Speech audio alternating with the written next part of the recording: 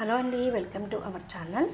ఈరోజు మనము పూరిలోని జగన్నాథ ఆలయంలో పూజారులు నిద్రించకూడదనే కఠినమైన నియమం ఉందని మీ అందరికీ తెలుసా? అవును, ఆలయ సాంప్రదాయం ప్రకారము రాత్రిపూట గర్భగుడి లోపల నిద్రించడం మంచిది కాదు. కాబట్టి ఆ రోజు చివరి ఆరతి ముగిసే సమయానికి ఆలయ తలుపులైతే మూసివేయబడతాయి. ఇంకా ఏమిటంటే, ఆలయంలో రాత్రి గడపడానికి ధైర్యం చేసిన వారికి ఇతరులతో పంచుకోవడానికి ఉల్లాసకరమైన అనుభవాలు మాత్రమే ఉన్నాయి. ఈ నియమం మొదటి ఎందుకు ఉందో ఆలోచిస్తున్నారా? సరే, జగన్నాథుని విగ్రహం కాకుండా మన అందరం సజీవ దేవుడుగా పరిగణిస్తారనే వాస్తవం దీనికి కారణం. ఇతరుల మాదిరిగానే ఆయనకు కూడా రోజు సరైన దినచర్య అయితే ఉంటుంది.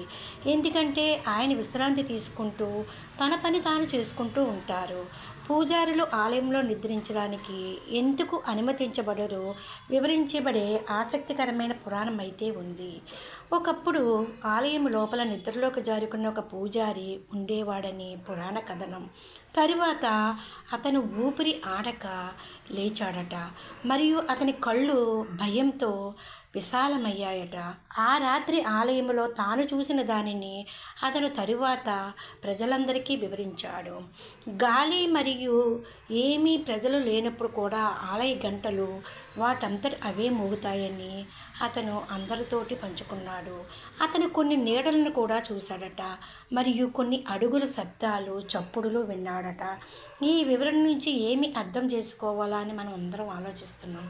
సరే, ఇదంతా దేవుళ్ళు, దేవతలు మరియు చిరంజీవుల ఉనికినికి కారణమని చెప్పబడింది.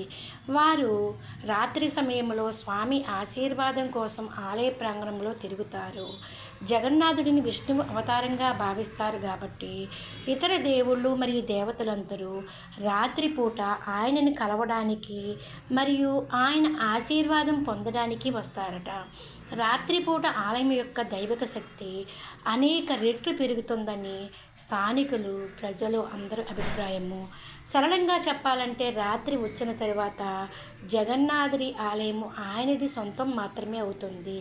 ఆ స్థలాన్ని పంచుకోవడానికి ఏ మానవ ఉనికికి కూడా అనుమతి లేదు. ఇదండి జగన్నాథ ఆలయంలో పూజారులు నిద్రించకూడదనే కఠిన నియమం. Please like, share and subscribe.